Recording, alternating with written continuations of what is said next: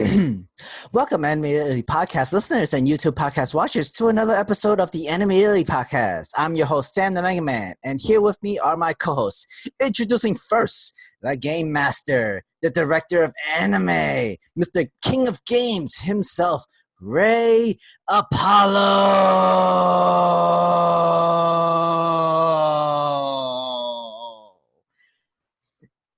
Our next co-host, he's a legend in the Black Clover community. He has a great love for Trigun and One Piece. The one, the legendary Divash, Miguel Parra.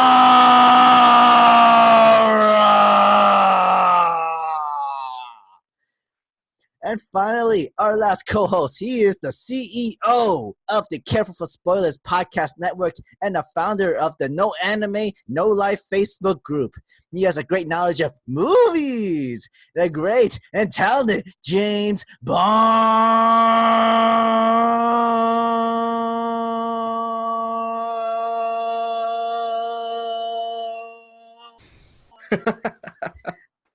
How you guys doing?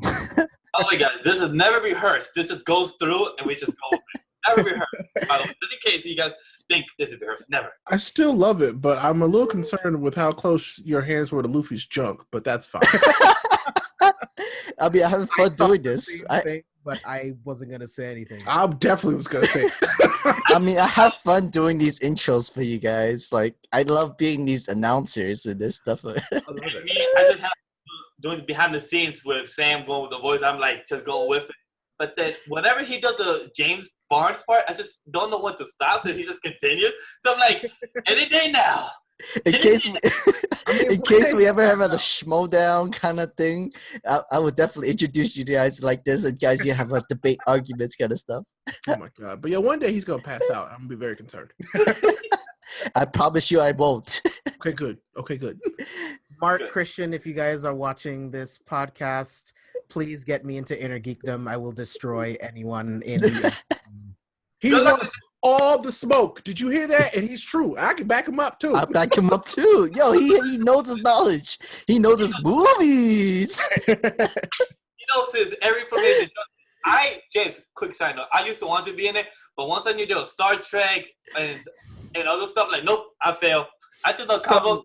So Star Trek is my weakness. That's my only weakness, Star Trek. That's my weakness. I just know Star Wars and comic movies. I kind of feel like, so there's this weird thing where, like, and they're going to hate me for this, Star Trek nerds literally either only know Star Trek or they know everything else.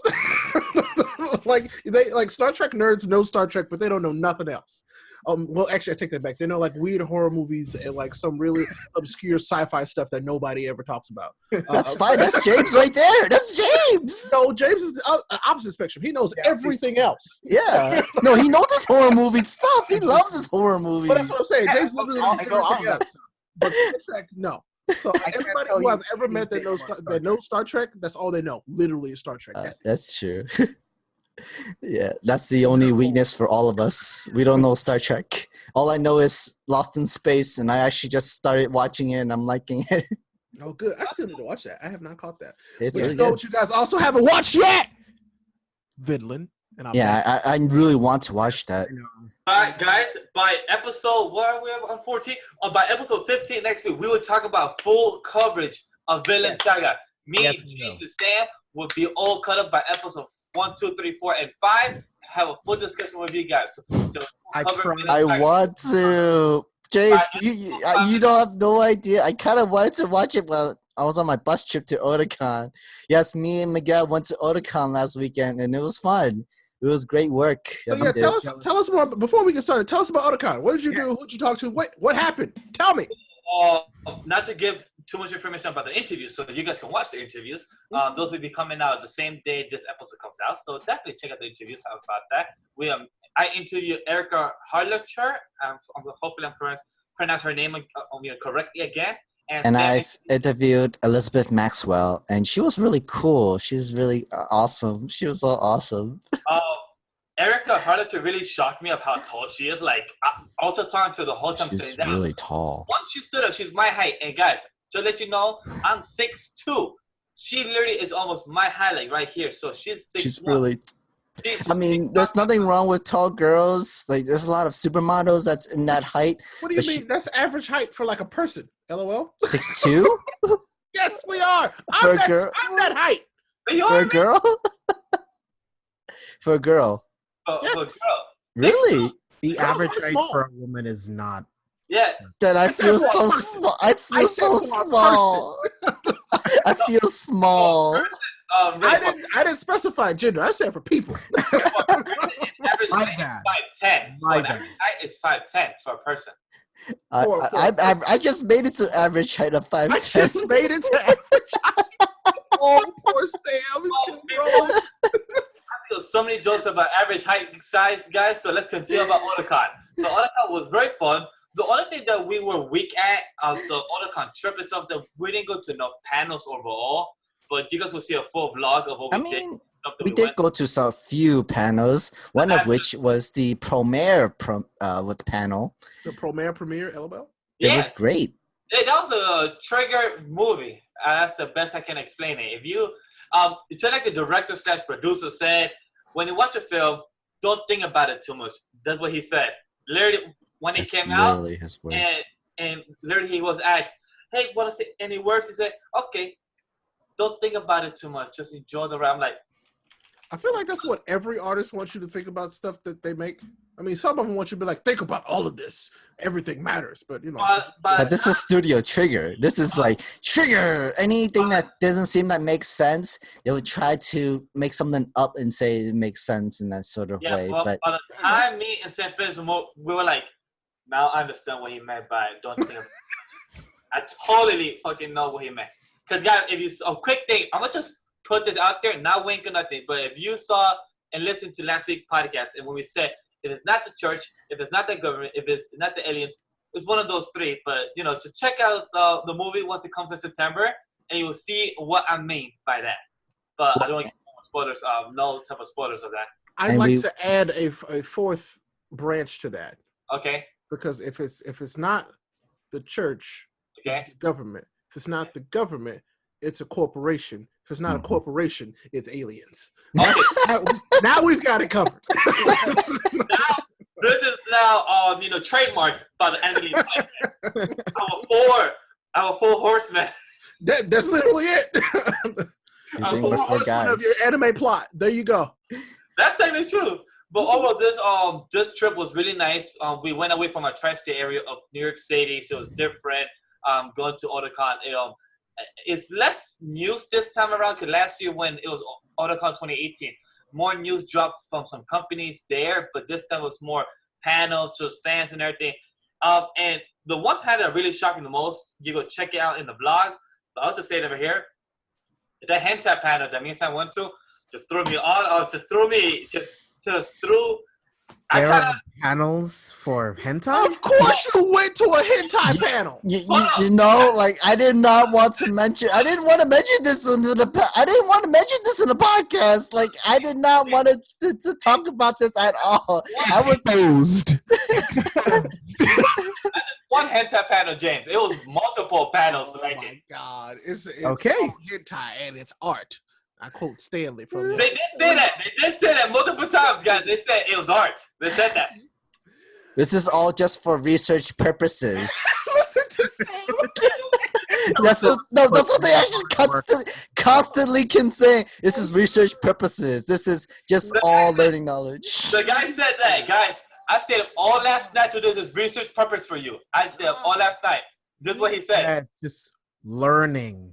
Yes. Yep. You have no idea where I have to pretend that I didn't hear that on my phone. Be like, I did hear that. I'm just moving through other shit on my phone. Nope, own it. You went to a hentai panel. So, yep, that happened.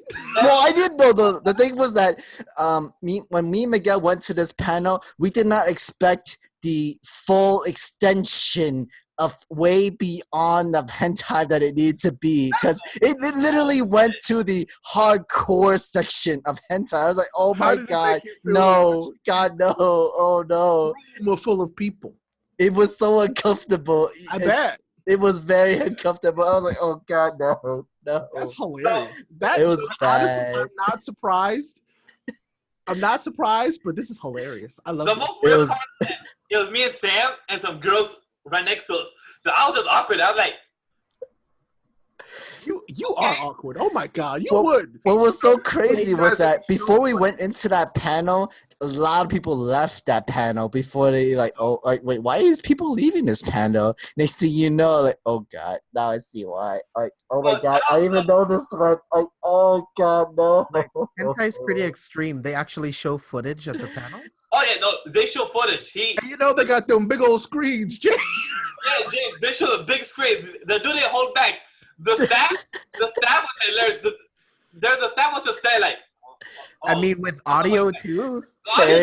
Of course, with audio. Like the thing was that he was trying to make fun of the dub voices into this, and it was the dub voices are ridiculous. Like they were just so stupid, yet it's so hilarious. But you know, this is a hentai. Like, do you think there are arguments online about sub versus dubbed hentai? Oh my god, I never thought about that. Probably. Everybody who listens to this podcast, avoid Reddit. Avoid Reddit. Anyway, I'm sure Miguel probably looked at those girls and was like, so you guys like hentai? No. Guys, no. You can accept. I was awkward a few times once I saw some, which did not shock me at all. Sam knew most of the hentais that pop up there. I do. Like I was like, oh shit, not this one. Like, oh no, not this one.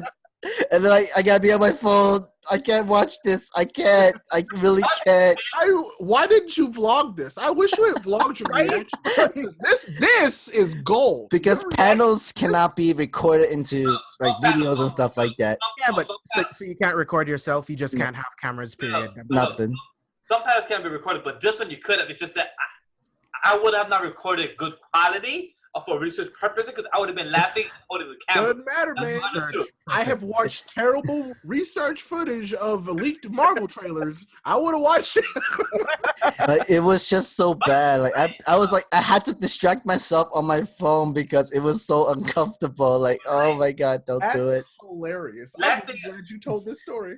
Ray, I do have research purposes pictures for the vlog. Oh. For the vlog. So guys, Sure. stay For tuned the Patreon. Yep, sounds great. for the vlog that's coming out this coming Monday. So guys, please check that out, share it, subscribe for it, and like the video, and also retweet. Get a quick plug there for that vlog. But overall, we did go to hentai I panel. don't We need went. my main account. I'm not retweeting that. Sorry. No, it's not gonna be on the thumbnail. It's gonna be throughout the vlog. You just have to, not mention it. I'm not gonna mention it. Just once people watch. Everybody knows now. Yeah, like as I mentioned, the hardcore, like it's a hardcore anime. Like, oh my god, no. You're gonna see this on the promo clip on social media, and then people will know about it. But other than that, the panels were honestly interesting. Sometimes were really diverse on fan panel. The costumes were good as well, not as good as I see in near Comic Con or. No, they weren't. Better, but that's the quick synopsis about Otakon. Want to add anything else, Sam, to it? I had fun with the interviews. There was a good amount of people that had good cosplay on, and we took pictures of them. We didn't do a lot with the show floor, but we had to do other stuff too with our regular videos and stuff. And of course, it's our daily job. We want to have a consistent recent animes that comes up. We want to have up on our channel. And because of that, we didn't have much time to spend onto the entire Washington, D.C. or with Otakon itself. But we did the most that we can, and I feel like we did the more important stuff that had to do with Otakon. But it was still a great convention to go to. It was really big too. If I really have to say, like the pros is that it's really roomy. It wasn't as too crowded. They had so much space where you can literally walk around. It's not like Anime NYC or Comic-Con where wherever you walk, you're literally if someone didn't put in deodorant or did not shower, you smell their BO. And that's how good it was with at Otakon. You do not smell it at all. You're too far apart from them. You have some fresh air come into it. And that's actually the best. I think that's one of the good parts of great big spaces for Otakon. But another way, they didn't have Crunchyroll sponsoring them or having any Crunchyroll panels, that sort of thing. And I was kind of mad with that. last thing is that they close at 2 a.m. That's what shocked me the most. That's intense. That's mostly because it's the like club dancing panels and stuff like that. See, you get your money's worth then. Are you sure it's not for the educational footage? Wait, I was about to say that the educational research purposes panels were after 9 o'clock and 10 o'clock. That makes sense. Until 2 a.m. So those panels were from the 10 to 2 a.m. panels. So probably that's why as well, like James said. That was for the if you're nasty crowd. I got you. You know what that phrase reminded me of? If you ever seen the show That's So Raven.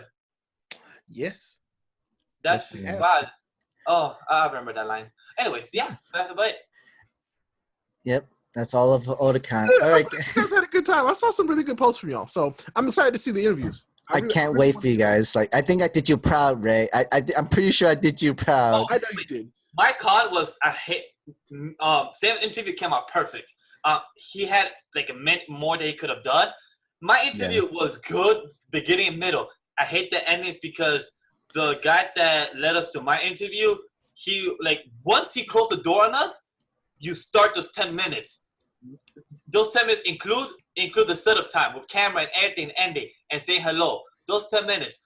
For Sam's person, you have 2 minutes to set up and then your 10 minutes starts. I'm like, why did I get that?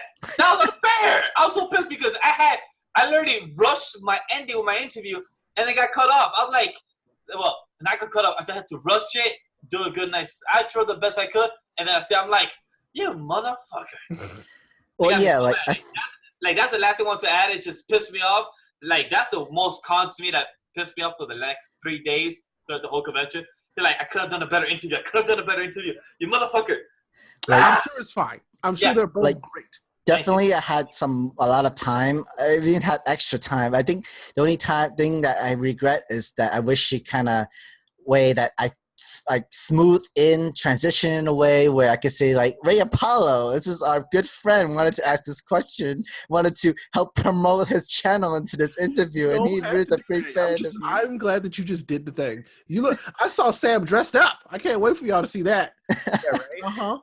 Like, because the thing was that we didn't have our shirts, the animated shirts, so I was thinking like, all right, I guess the next best thing is to fully dress up, at least business casual, and like do this interview. Business, and I did casual because I was during. Well, if you guys know me, I like to dress with my flower shirts. I like to do that, so I was We noticed. Yeah. So like, I guess combined, it's business casual. For me, it's side of business. The only thing I didn't want to do is wear the tie and like the dress shoes. Really, that's fine. But no, it looks really well done. Looks like you guys had a lot of fun. So yeah, I am so jealous. Me too. Thank you. It was really fun throughout the entire interview. I kind of wish we did more interviews in a way, because like there were some interesting people that were in Otakon, like directors of Trigger and stuff like that. But the only thing was that some of the interviews were only in bundle. Like you had to do 3 at a time, and I'm pretty sure you can't talk about the other animes while you're talking about this sort of stuff. Like you can only talk about Fruit Basket, or you can only talk about Studio Trigger work and that sort of stuff. So we couldn't do much with that, but we did the best that we could. It was the best Otakon convention that we went to, and we can't wait to go to the next year one. All right, guys, let's flow into the next thing, how we usually do, and every time in all our episodes is to go into what have we been watching, what have we been reading. Well, usually I go first, so I'm gonna take it away. So I fucking finished Neon Genesis Evangelion season 1, and motherfucking of God, like these last 3 episodes just left me on a fucking loop. Like I tell you guys, I don't like to rewatch episodes that I've seen, but for me to understand like a fucking type of ending, like I had to make me understand. And plus episode 25, I felt like I was in a time loop because they kept repeating day 1, day 2, day 25. I'm like, what the fuck is going on? I felt like I was high, but I wasn't high. I was sober as hell. I wasn't drinking and doing nothing. That was the point. They were trying to make you uneasy. Like, was it like random days? Like they just keep on cutscene of what happened to in like 103rd day, and then go back to 53rd day and that sort of thing, kind of anime. 25th episode, yes. Episode 25, yes. But I have to. So the reason I'm bringing this up because Ray and me was gonna discuss about this. So what am I supposed to do after this? Or can you help me explain the story to me? Or if anybody else want to talk about it, please do. Because I'm hella confused. I enjoyed the ending. I just was hella confused. That's all. I feel like we could have a whole separate conversation about this that will really take us past where we want to be time-wise for the show. So yeah, I want to do this conversation, but I want to do it in a different exactly. I want to do a bonus episode. I think that will be a really fun bonus episode. So let's do that. All right. So James, have you seen the whole anime as well? Yeah. Oh, so definitely, I would love to have a full discussion with you guys. You guys are definitely seem like you guys are very normal with this because you're just shaking your head, and I'm the one that just. It's not. All right, it's all not right. that Since you guys all watched it, I guess I have to watch it, so we have to do a review Yes, for Sam. Evangelion. Yes, Sam, you really do because you're also gonna be like, excuse me, what?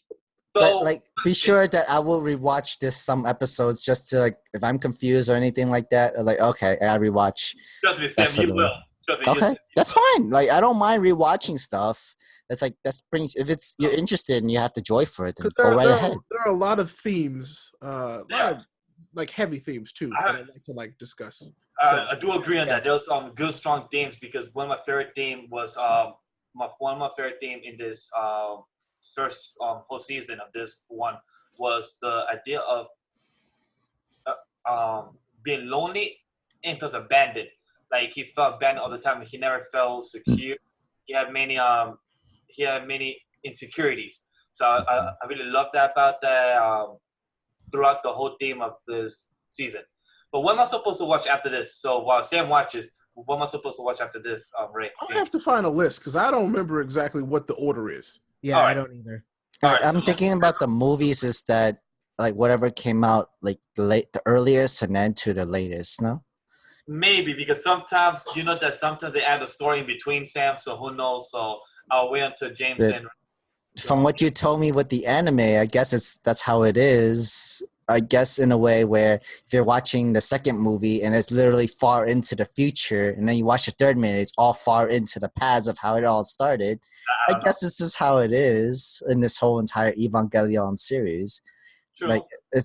Now the new movie that's coming out that's in 2020. We don't even know where in the direction. Is it literally continuing within the following storyline where is this going to be the last movie? Is this the end? Well, me and you can't really discuss that because we've never seen the series like James and Ray. But we could save that for the news because if I correct, that news just dropped a couple days ago. But what else I've seen is the anime that Ray don't like. It's called "Do You Love Your Mom?" and her two-head multi-target attack. Look, it's not that I don't like it. It's just that it's so weird. I can't like this. It's weird, bro. Right, it's weird. It's weird because I saw episode 2 and 1 with. So do you all finally agree with me? Thank God. I do agree with you. It's weird because I was watching it. I'm out. I can't. I told you I couldn't do it. The thing was that I've watched the third episode, but I don't look at it as a pervert. I'm like, oh my God, I'm so awkwardly weird. I'm thinking I'm know where the sun is coming from, and I'm so awkwardly weird. I don't want to be in this position. That sort of way. Sam went to a hentai panel. I don't want to do it. I didn't want to do it. The thing is really weird anime. This is just too much for me. It is I've seen some I've seen some shit. I'm pretty sure we all see some shit. This one I'm like, this is too much. I can't. No. I get the joking. I get the comedy part, but I feel like it's not needed, and I feel like it's just too much. And the anime adds more to it, so I'm like, no. The animation is very detailed. Yes, very. When I was watching it last night, I was watching it by myself, but my girlfriend was still slightly awake. She was watching it with me in a way. While I was watching, I felt like this was not an anime I should watch with somebody. I could not watch that with my wife in the room. Yeah, I don't think I could watch it at all. I have it the worst. I'm watching it you know what? I have nothing else to watch. I'm watching this in the train in public. I was like, oh my God, no. Why did I do this? Why did this? Not even for research, boys. Nah, I'm good. So, as much as I'm gonna still watch it for curiosity, but part of me wants to drop it. But I'm gonna just continue. Curiosity or research? No, it's both. For me, I have no idea what reason I have. I'm just like, why the fuck am I still watching this? No offense, not that way, but no. I don't question you no more. Some things you watch, so I don't question you. It's better you don't. It's better you don't. don't. Y'all go to a hentai panel. Y'all can do whatever y'all want. Anyway, I watched also Beast. Beast was very good this episode. This past Monday was very good. It was even though they had like James is gonna. I'm sorry. Ray and James will bring up about it when they talk about it, or if they want to talk about it now. They brought up a weird, like a whole 1 minute scene that felt so out of place. But I love it because it was great comedy effect. But as a whole season of its type of genre, it felt out of place because that's not the type of anime that came into. So that really shocked me. It really it reminded me that it's an anime. Like that was 100% like just like, oh, by the way, you're watching anime. You know, it's still an anime. I was like, because everything was super serious for me, and then all of a sudden there's just titties, and I'm like, wait, I know that they've been there, but like that, okay. I mean, it's to remind you, even though there's all these sad parts and all these dramatic parts in a sort of way, it's still an anime. Yeah, as much as you love the MC, it's like it's a very basic anime character. Like, so I was just kind of like still anime. So it did kind of take me out for a second. I was like, oh, so like I will say this wasn't my favorite episode of. Agreed. Mm-hmm. So it wasn't, but this was the most bloodiest that shocked me because of all the blood and the gore and and I felt bad for the dude that was all about justice. But he was too much. Like, my dude was about justice. It was, I don't feel that bad because I feel like he was more with the religious type, with the whole church kind of reason kind of way.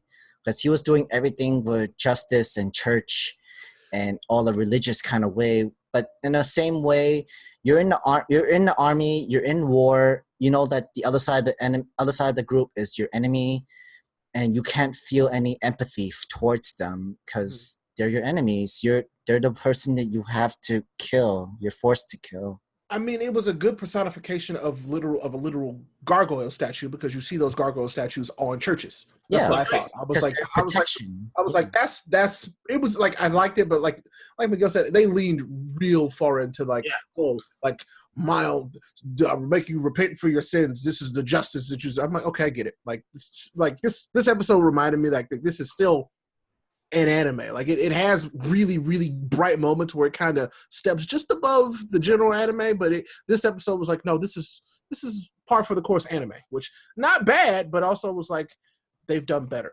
So and also I'm also quick reading because I was gonna say one thing. I was gonna watch anime, but same right now went away.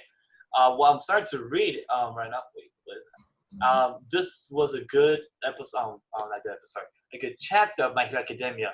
This past week, I'm not going to get into spoilers since I know I would do that. Not, because I will come through this screen. Yeah, I am so far behind, it's not even funny. Yeah, but My Hero Academia chapter was very good. I really enjoyed it. Chapter 237. It was very well done. I really enjoyed it. So My Hero was continued doing good with the villain arc since it started in 219, right, Sam? 219 it started? I think it started way before, a little bit, maybe like 217, 218 kind of thing. It was very good. They do a great character growth with a whole league arc with the whole Shiraki, Toga and them. So I love it. I don't want to get into spoilers to specifics because people are not caught up, but I want to say that. Black Clover, on the other hand, oh my gosh, this week of Black Clover has been on a very roller coaster ride with this fandom. This was very fascinating. So hopefully I could get one other panelist here with me to be on the Black Clover read through with me so we can have a better discussion of it. But damn, I need somebody to talk about this controversial thing that happened in Black Clover. But the thing was that just following Black Clover that came in with that new chapter, a lot of people who love Black Clover just literally dropped entire Black Clovers. Yeah, so it's something very diverse, split in the community of Black Clover fans, and Twitter was very interesting that Friday. It was very fascinating. Not bad. It's just that people didn't like how it's turned out because supposedly it wasn't foreshadowed, but then people said it was foreshadowed for something happening with a character. I can't really get into on the nose with it because it kind of. Wait, are you talking about Game of Thrones? LOL. No, like they pulled a fairy tale. they put a fairy tale where Friendship? no, I'm gonna say Yep, sounds like friendship. No, it's not friendship. No, It's not friendship. the ending of Fairy Tale, like the last arc. Sam, I don't want to get because Ray's watching the anime, and I don't want to because it kind of gets close to where they are right in the anime, so that's why I don't want to add no more. Great.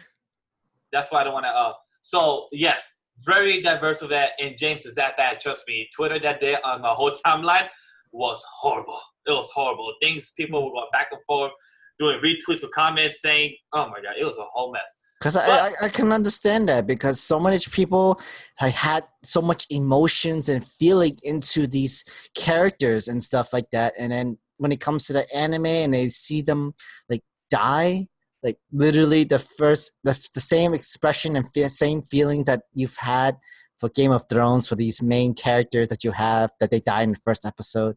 These sort of investments. Don't add any more because I don't want to like lead into it if it's a death or not. I just rather not add any more, so don't add any more. Yeah, what he said. But yeah, so all I'm gonna say is that I'm not happy about it. But the reason I'm still reading is because I'm curious to know where the author's gonna lead into it and what's it gonna take the story route. If it came to with a reason of this story route, then I'm all for it. But if you're doing with it just to not do something with this thing going on, then I'm gonna be very mad as a fan.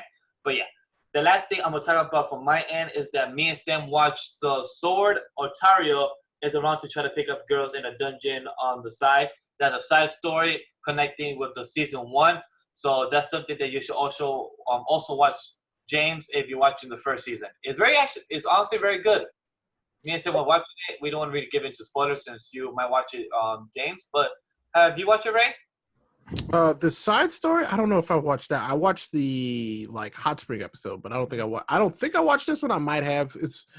There's a lot of weird side stories for this. This also is very good. Me and Sam actually enjoyed it. It's not as fully entertaining as I thought it would be. Mm-hmm. But as honestly, it's something where it's easy to binge. Yo, me and Sam got into 7 episodes within like 3 hours.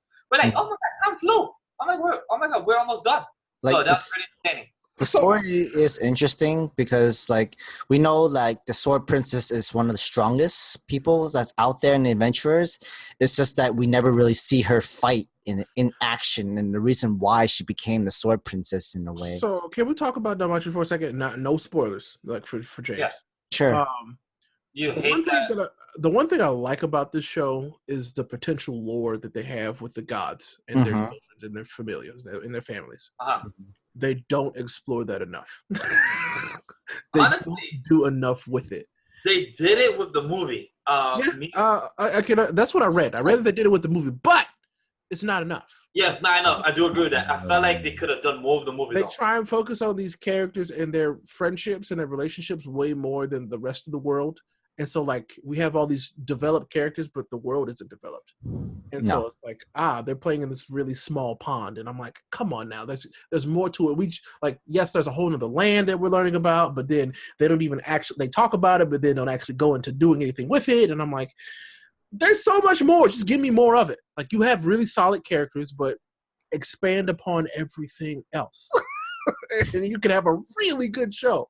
So, They did that. They did that in the movie. You got a little of a taste of what was going outside of the area they were, and you kind of learn a little bit of Belle of how. I grew up outside of the area, not within Otorio, the whole dungeons and adventuring that sort of way. And the movie it shows what's going on outside of the world, or part of it, at least a piece of it, a sort of land of what's been going on with.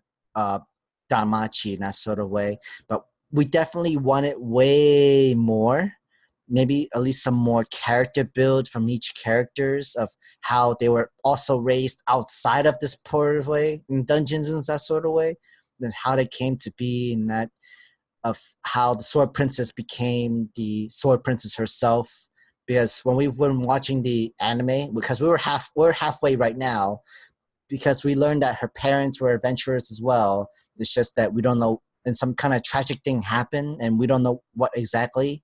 But apparently she's just always shocked when someone mentions her parents' names, and how she just suddenly gets so powerful in that sort of way, really. Yeah, so I don't know. It's fun, but like I want more. Question: since we're on the topic of about Danmachi, can we talk about season 2 real quick?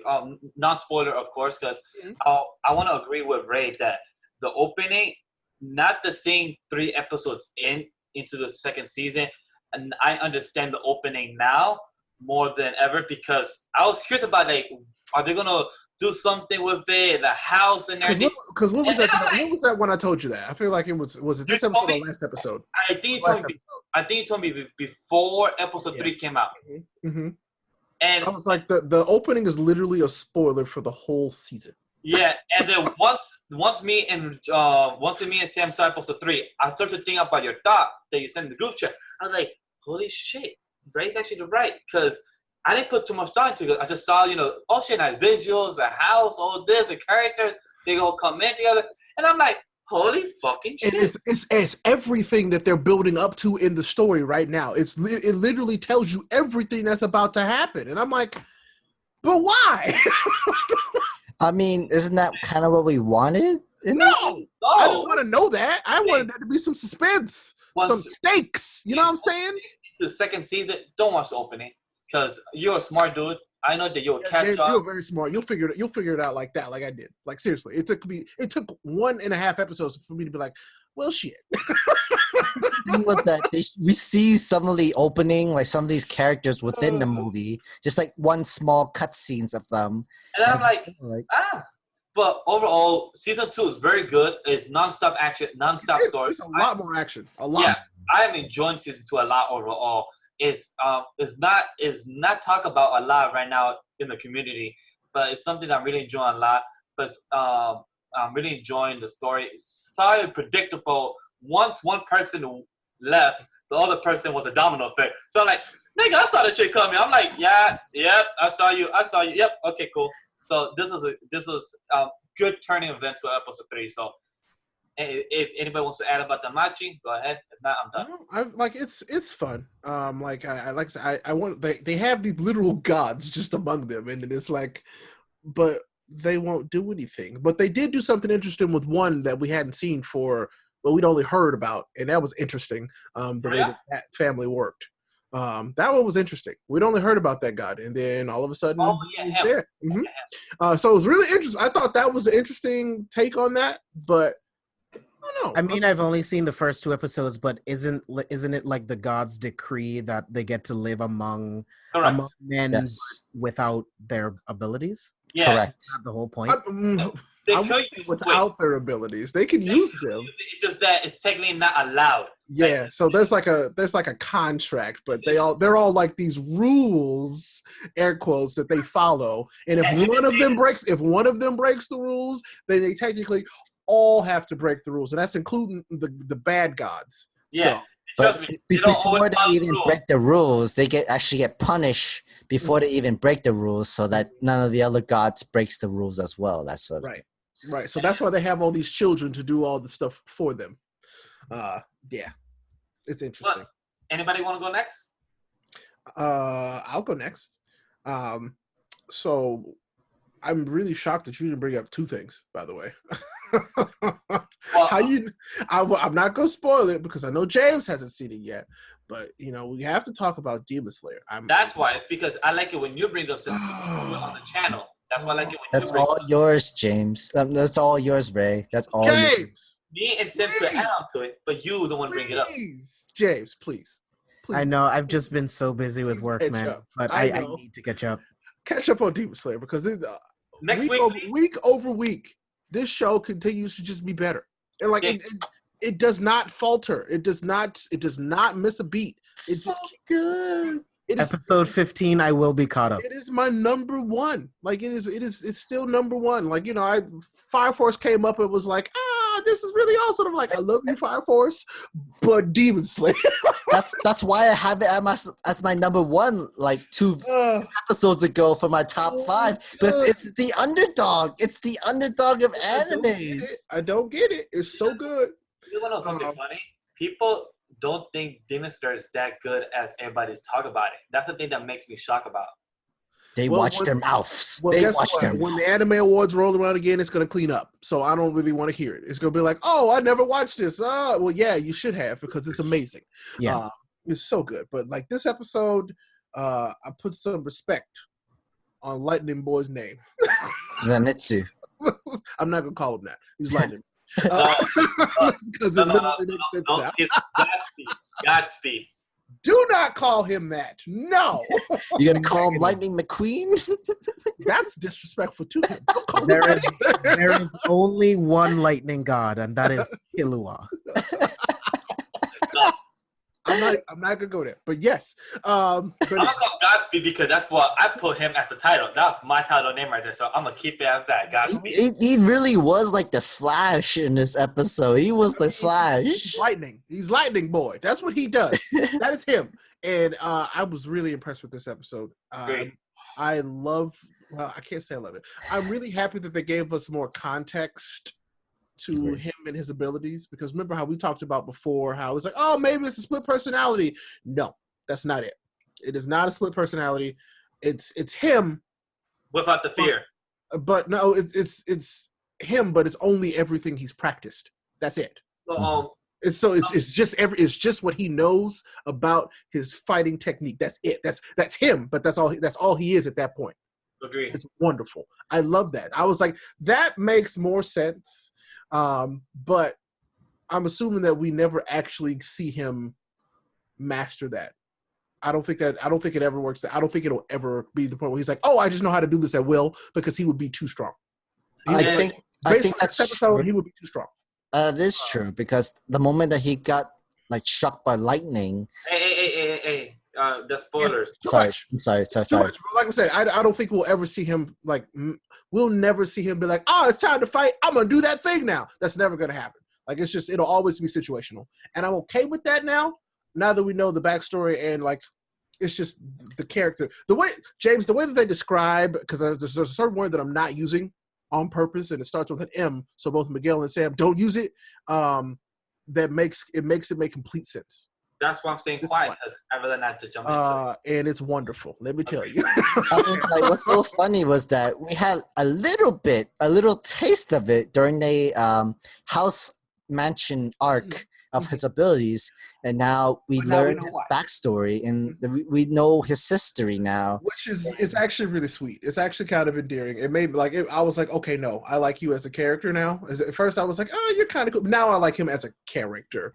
Good. I was worried about that. But no, I was like, no, like given his backstory, I'm like, no, you are okay. Like I was worried that he was just kind of like this weird character, but he was human. Like that's the best way we can say it. He actually is the most human of the three of them. So that's why I'm like, this is good.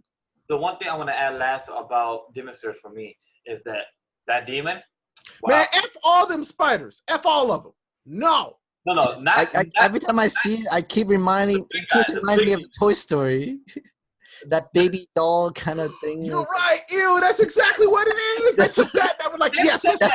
I mentioned this throughout the entire video. Like, oh my god, this reminds me of Toy Story. That baby doll head kind of spider looking thing. James, now have you seen anything? That's the only thing I can think about now. Have you seen anything from this at all? No, he hasn't. It is nightmare, pure nightmare fuel. It is the worst thing ever. Ever. His whole situation actually is like the worst thing ever. I hated it. I love the show, but I hated that. That is like legitimately, like, if you wanted to torture me, period, like if you like put me into some weird coma and that was the only thing I could like dream about, I would probably just like, I would actually go insane. It's terrible. So, oh my God. No thanks. Great. But yeah, that Demon Slayer was fantastic. Loved it. So good. And then we all saw Dr. Stone. Yeah. Oh yes, we have. We guys will talk about it. I love that. Oh my God. This was the best episode of Dr. Stone so far, and I'm so glad that this was the one, because I mean, it's been good, but this episode was like, the MC died already. That's crazy. Shut up, Miguel. He's already dead. Oh no. What's funny? We got 2 comments in our video saying, MC died already. Oh no. That was my fake account. You can tell you watch a lot of anime when that scene doesn't shock you at all. Exactly. It's like, he'll be fine. Because I was watching. Actually, my wife has been watching Dr. Stone with me. Like, usually, it just somehow happens that when I'm sitting down to watch it, she's there, and she was watching that, and she goes, "Oh no!" And I go, "Don't fall for that. It's okay. It's not Game of Thrones. Don't worry, it's not Game of Thrones." I go, "It's okay." She goes, "But isn't he the main guy?" And I'm like, "Yeah." And the funny thing about anime is they'll show it like he's about to die, and then next week when we see the next episode, the scene will be completely different. Yep, we'll see And it from we'll see from 6 other different angles. Yeah. But what I like about this is that if you guys, I can't wait till you guys watch the next episode because it will show you some type of cinematography of what he did, the way he got hit with.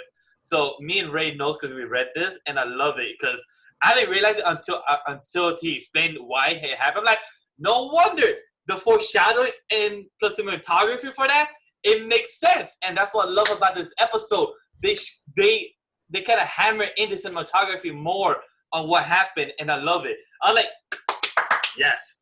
Well, the thing is that will it execute well in the anime, though? So far, it has. So far, to me, it has. I feel like the hand over fist, this show has been like a almost 1-to-1 adaptation of the manga in a really good way.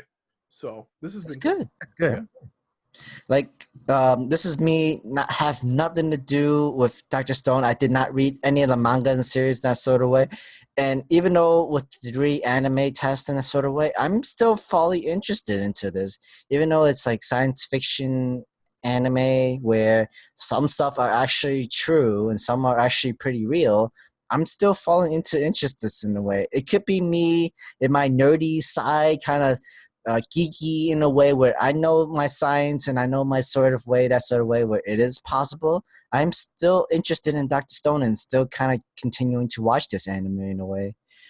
Like I'm still interested. I'm continuing to go with Dr. Stone and see what's going on and what's to happen. But in a way, in the same time, you have to think of it this one way where it could be book smart, where you can read about it and you can learn about it. But another thing is to experience it and to really face it and learn how to really feel it in that sort of way with real science and real experiments in that sort of way. Yeah, I absolutely love this episode. I have to pick up the manga even more now. I think Shishio is an incredible antagonist. Not only is he intelligent, highly intelligent, he has great deductive skills, and he's obviously the most powerful person that we've seen so far. We got to see a new survivor. We got to see a little bit of Senku's past, and I didn't even know that. I thought he was a prodigy. He didn't know anything about science, and he just studied and studied. I'm like, I love that. I love that. This dude is incredible. I love him even more now. But like, I'm loving this. I'm loving this anime. And as soon as I'm done reading the Fire Force manga, as soon as I'm caught up, then I'll start binging Dr. Stone. I just can't say end because so much I want to add to that, but I'm like, no, I'm gonna stay quiet. Yeah, because learning to know that he was not a prodigy, he didn't honestly know about this stuff by reading books, but he had no knowledge and that sort of thing. And the first thing he wanted to do was to be in space, and he did not want it to wait. He wanted to do this right now. Yep. Like, I don't want to wait. I don't want to be an adult. I don't want to go through this training. I want to read through books. I want to study. I want to experiment. I want to do all these new technology, that sort of way. And apparently, along the way, I had a good friend who's not really smart, but he's all brolic, and he's able to help me and protect me from bullies and that sort of way. I want him to be my best friend. I want him to be involved. I did everything that I want to do. I want to help him with according to my plan to go to space and everything, including the girl that he loves, which I'm very impressed, because usually, like, I'm only doing this for my best friend, but I don't care about the girl that he loves because I don't even know her. But for him, like, I know that he really loves this girl. So I know that nothing can happen to this girl. So I'll do whatever it takes to protect her because that's my best friend. Like, he loves her. So I have to do whatever he can to protect her in that sort of way. Yeah. I mean, that's what he did. Like he gave his formula away, and like oh my god, is that really the best decision?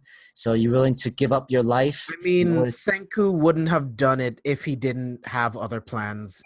Regardless of the girl's life, he had other plans. I'm not fooled.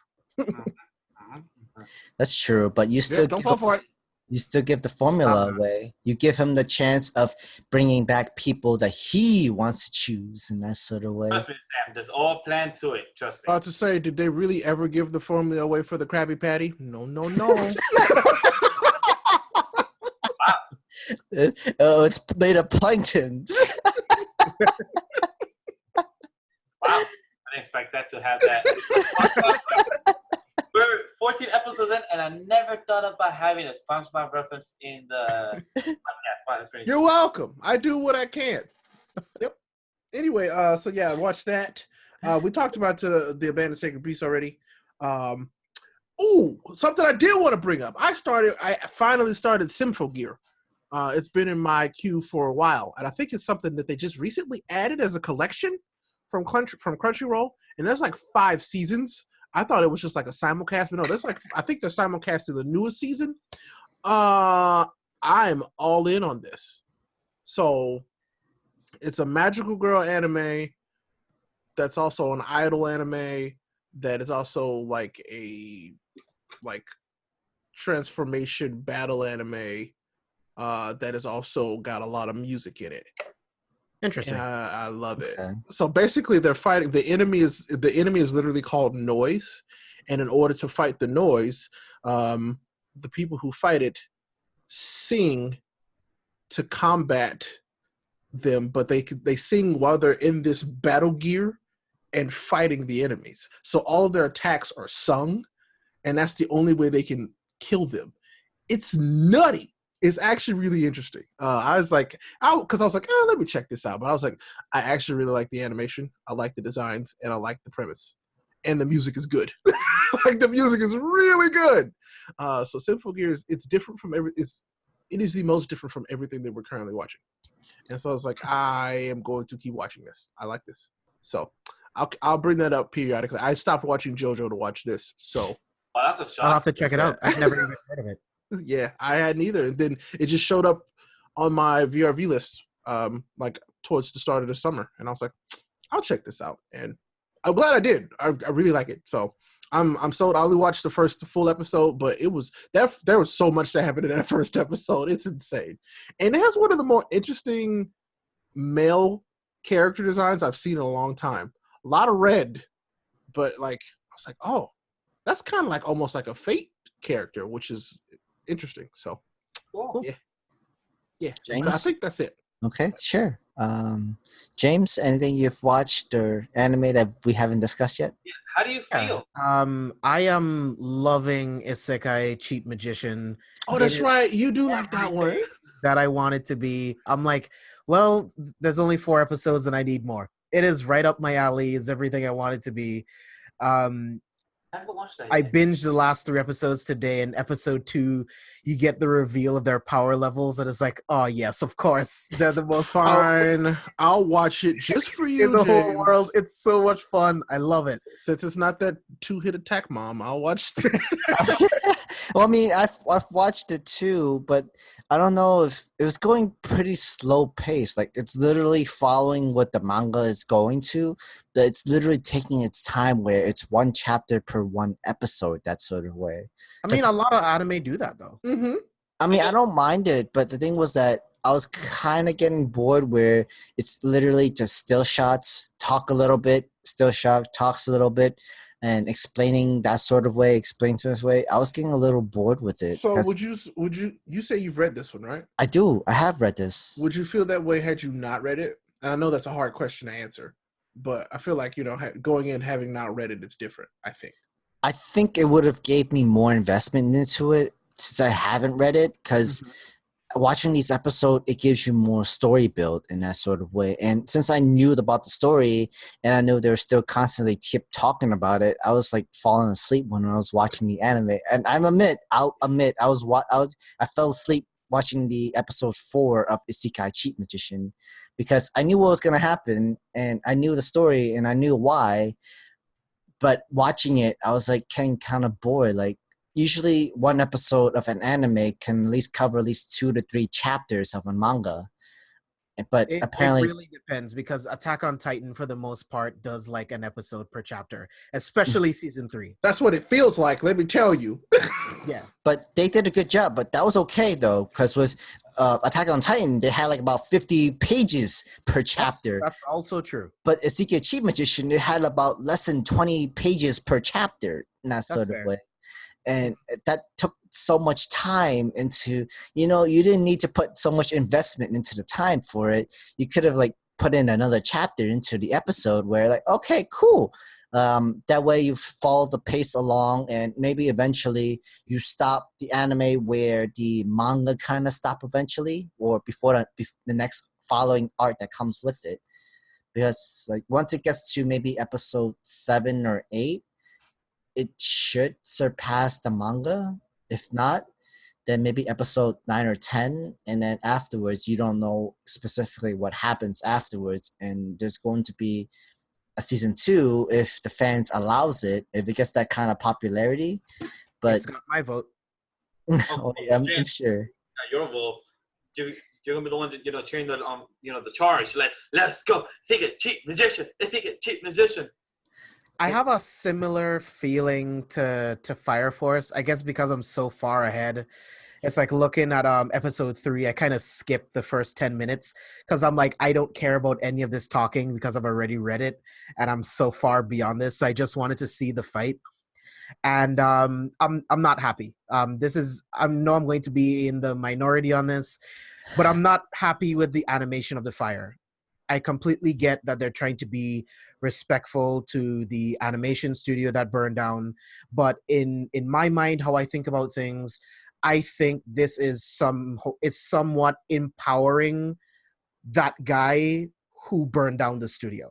I think by falling into this censorship and changing things just because of these events, I think it's wrong, and I think it gives these people power. He obviously wanted to wreck the system by burning down this animation studio. And yes, I do agree they should have taken some time off, which they did, to respect the dead. And because it's pretty much a fire-based anime, like, I get why you would want to take a break. But to change up the animation in season 3, I think it's pointless, and I think it kind of feeds into whatever motives this guy has. That's just what I think. I hated it, honestly, looking at the animation. It looks like a cheap, like, rated G cartoon. It just didn't work for me at all, especially how phenomenal the fire looked in, the first and second episode. It just didn't work for me. I feel like doing stuff like this, you're only falling into the whims of these maniacs because he's sitting somewhere like, I did that. They had to change up everything because of what I did. I have proven my point. So stuff like that, it doesn't work for me, and it kind of pisses me off. But I know I'm probably in the minority. Go ahead, Ray, first. So, I mean, I can understand that.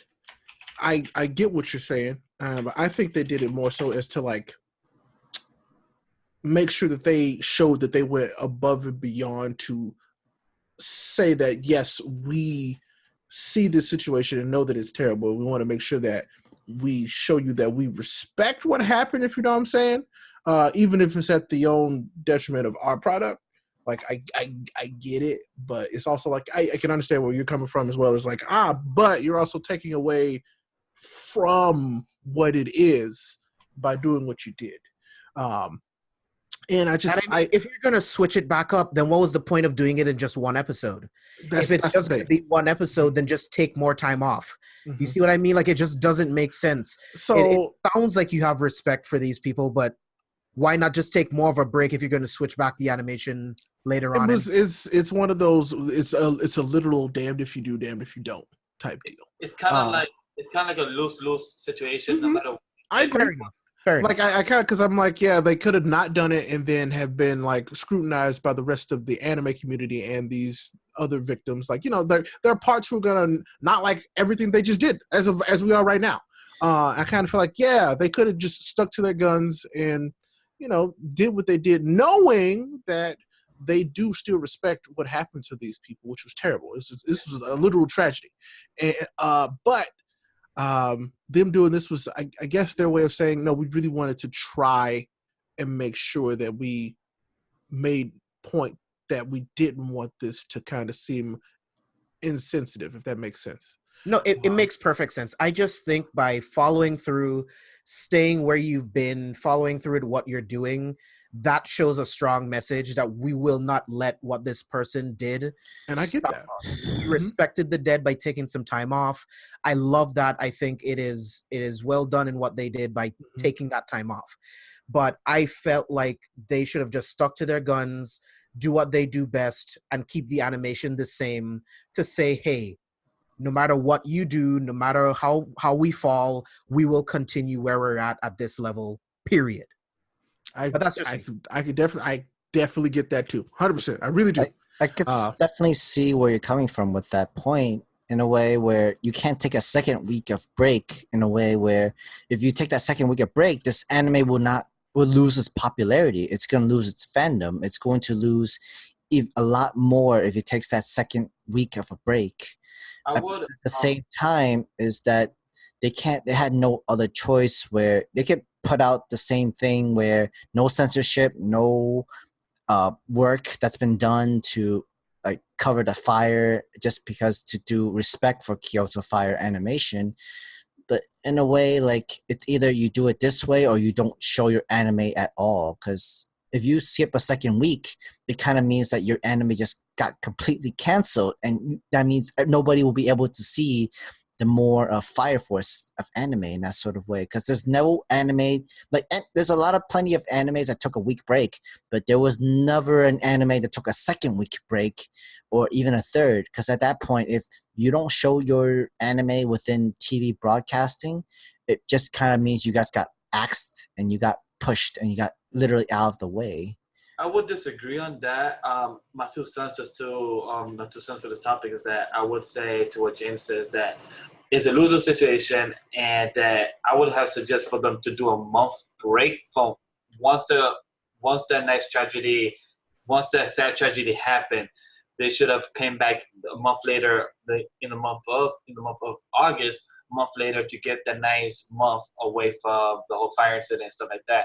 So then they could just do their own animation and just keep it on track without changing things up instead of having a week up. Because to me, I totally agree with James with what he said, because even though I didn't add too much thoughts in the review of our video about it, but the smoke being much darker and the fire being much lighter, more orange, that kind of bothered me as a person that of art and with visuals, you're kind of ruining the art of what the fire is, the whole storytelling of how it is supposed to be in the cinematography style. Like, and plus you're putting more work for the people that has to do and change up the lighting and stuff a week before or 2 days before the whole anime is broadcast and then streaming. So that's more work for the key type of animators. So there's more work for them. So I have to agree with James and Ray here on my end for that part. The thing was that this anime is a 4-core anime, and the thing is that and it's being cut into 2 parts, where it's 2 cores this year and then next 2 cores the following year. Whoever knows when that's gonna be, but you have no choice. You want to have to continue the flow, because the thing is that if you just take that month break, as you said, Miguel, that means that literally they'll have less break later on within the future, where they're trying to prepare for the last 2 cores of the season. Maybe. That's very unpredictable, but I don't believe that will affect the popularity, since it's a big name already. Like James right now is up to like what chapter. I'm on chapter 90 right now. See, so he's reading it, he's invested in it, and even though to me it's a popular series already, it's still going on. So to me, it's true. But when no pun intended, the story is fire. They should know what they have. they should know what they have, and they should know how far this story will go. Like, I'm with Miguel. Take the month off, because people will come back and watch. This story is incredible. Like, you guys learned so much in episode 3. There is so much more to go. There's the government. It's a bad guy. Obviously, if it's not the church, it's the government. But then again, like, I feel like if they didn't since they didn't take the month off and they had all these censors and that sort of stuff, it makes people want to buy the DVD or the Blu-ray or whatever of the season of Fire Force, so that you know like what was supposed to happen onto the live stream on television size, and you could have watched it on Crunchyroll, but nope, you get to watch this on the DVD, Blu-ray disc that you find that you've bought from your own copy. Because I know for sure that I'm pretty sure that a lot of people are going to buy the first season, the first part of Fire Force, and then going to buy the second part later on once it comes out in the shows and broadcasting, and uncensored on everything, where you get everything to the full extent.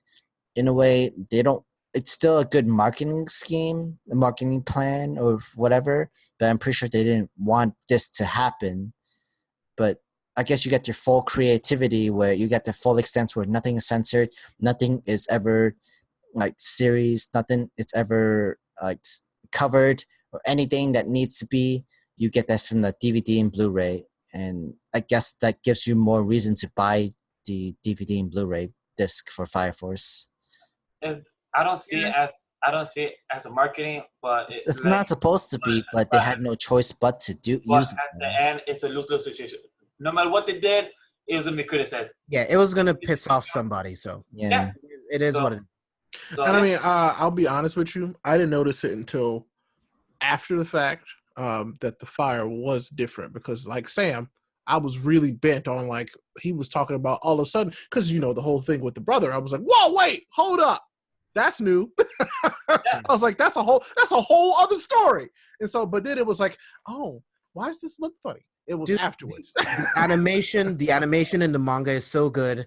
You've already seen what the effects look like in episode 1 and 2, and this fight between the MC and the Joker, it was supposed to be epic, and instead I got a really bright orange light show that looked stupid. It looks stupid. Question now, James, about the episode itself. Now, without speaking about the animation side, with the episode, is her fire supposed to be pink? Actually, well, I mean, in the manga, it's not like they make a distinction of it, but it could be. It's the same colors. It's the same color as it is in the opening, though. So I think it's supposed to be more red. But yeah. Okay, because and plus her cat thing is pretty cool, because that whole power of hers was pretty dope, though. Can't lie. Oh, you mean Naruto? Sorry. That is what I thought. I was like, oh look. I was like, oh, that's Naruto. Sweet. Naruto's in this anime too. I'm like, yo, that's Boruto's mom is in this too. Sweet. At least she's better looking. At least she's better looking. Then who? All the characters look great in this. What are you talking about? And she literally, did he see the fan service? You went to a hentai panel. You can't tell me you didn't notice. I know you noticed. Sam, I guess I don't think we're never gonna let this go. No, I'm never letting this go. I'm never gonna let this go.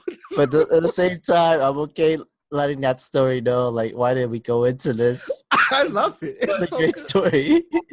To say the last thing about this episode on my end is that the government.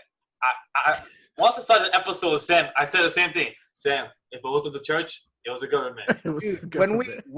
When we talked about that on last week's episode, I'm like, wait until you guys see episode 3. Oh my god! Because the thing was that it's so insane. Like, you have firefighters where you live and born to train to save lives, and now you have a conspiracy theory where, you can't save these lives and you can't save that life, and that's what gave the chief the demotion. I was like, wait, what the fuck? You can't save certain lives and that put you demotions into Does this episode mention the purpose of why he got demoted? No, the purpose of Group 8. Yes, it did. Yeah, it did. Okay, cool. Because I didn't want to spoil anything. Group 8 is supposed to investigating all the other fire. Question, James, is there a group 0 or is it just groups 1 through 7? It's just 1 through 7. Okay, yeah. I felt like I read that part. I was like, no, I don't think there was a 0. It's just literally like this number 8 is just to investigate the 1 through 7, and then the other higher ranking of. That was Yeah, but pretty cool. it's really cool though. Like one faction of the Fire Force is employed by the military. Some are Yes. employed I by the definitely church. know. I Like definitely know. Group 1 is hiding so much shit. Like that guy not talking at all to freaking. I wish I could say things. He looked like Kakashi. He looks like he knows so much but can't say shit. He like, I don't know you. I'm busy. Like, how are you busy? You're just standing That's there. classified.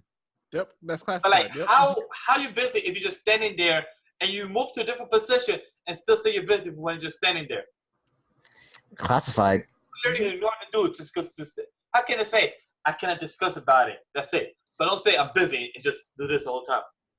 But the same way, like he really reminds me of like a Yami from Black Clover and Kakashi from Naruto. In a He's way. not as cool as Yami. No, he's not, and he's not as cool as Kakashi. I mean, you don't know that. No, I know that. Oh. Nobody will be as cool as Yami. You don't. Nobody. Nobody's as cool as Yami. You never discuss about the game. Oh, we can save that for a bonus thing too, because we've gone pretty long.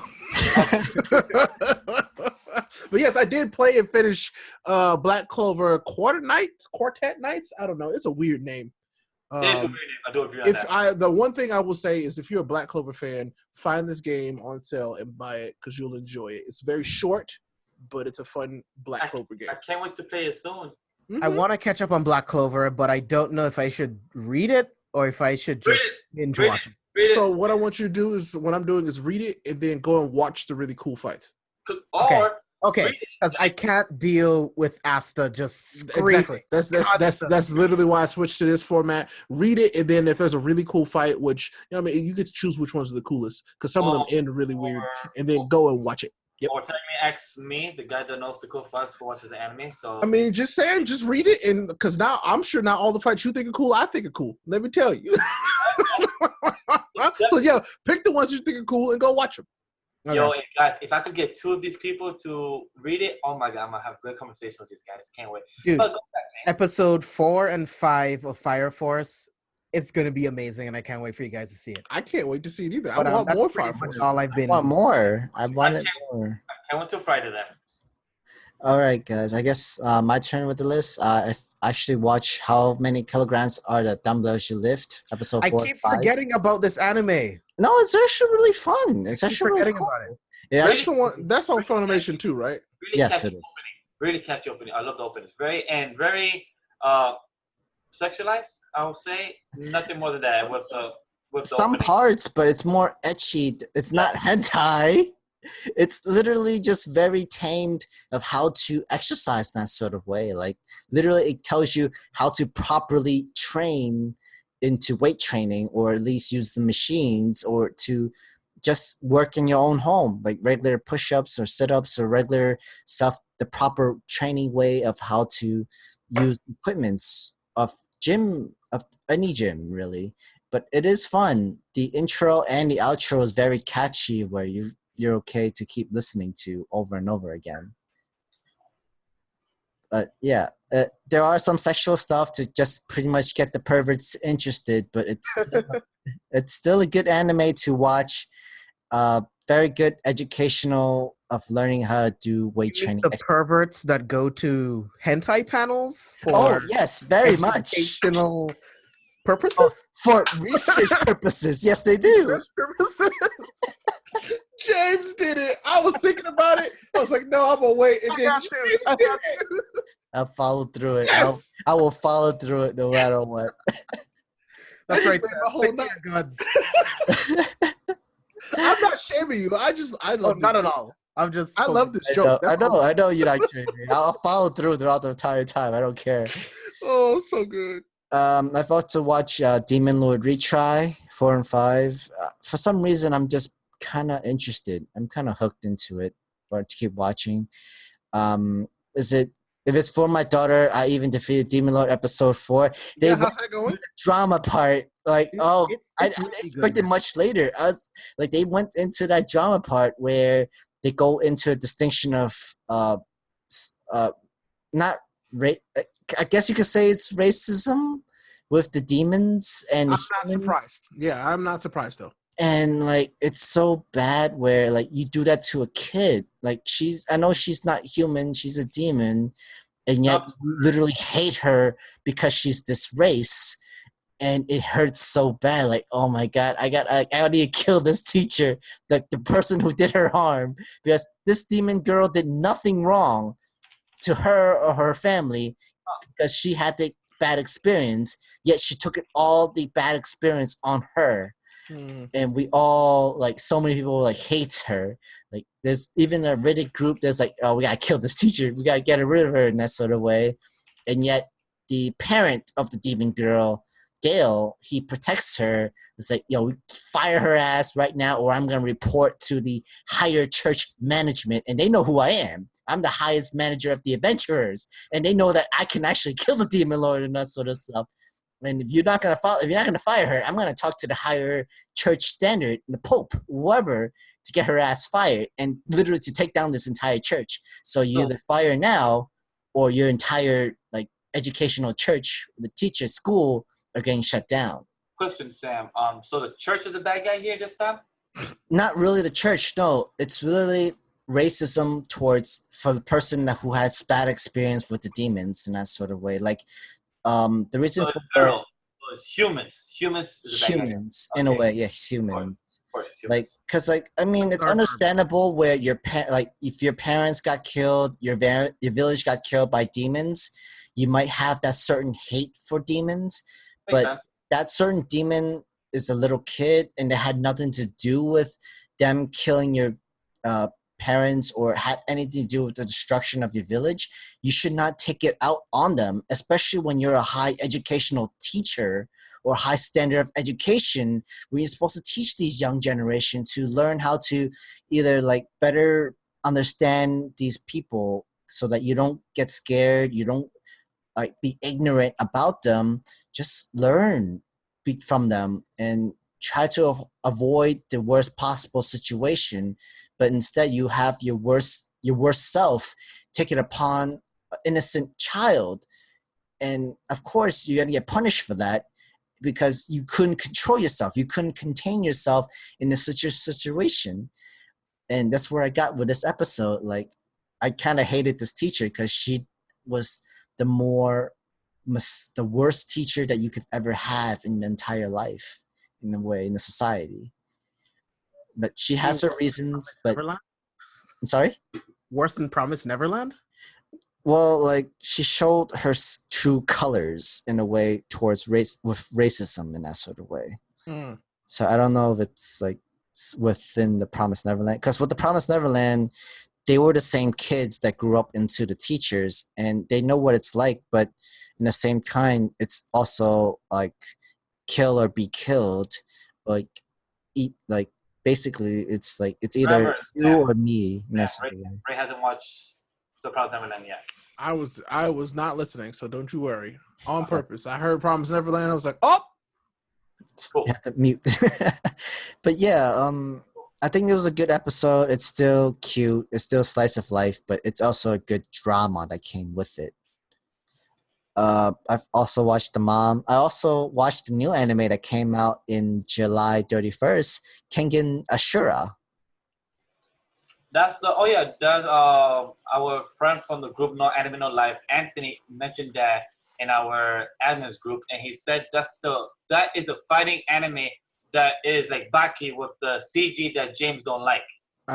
So then I don't like it either. Yep, yeah, sounds about right. Watching that. Like, the CG is not the worst thing. Like, I kind of got used to it, but it's kind of like Baki, but in a way, it's more contained in a sort of way where it's mostly just hand-to-hand combat. There's no like special stuff where the opponent is cheating, that he's using real weapons or that sort of way, because that in that sort of way is anything goes when it comes to war or when it comes to fighting, that sort of way. And within those situations, it's like it makes sense. Like, if you have to use a weapon, that's not technically counted as cheating. It's counted as surviving and winning the battle, winning the war. If you can kill your opponent, you won the war, you won the battle, and you move on to the next opponent. And that makes, but in a way, it makes you undefeated, unstoppable, unkillable, because you killed all your opponents. Good point. But when it came to Ashura Kenshin, it's literally all hand-to-hand combat.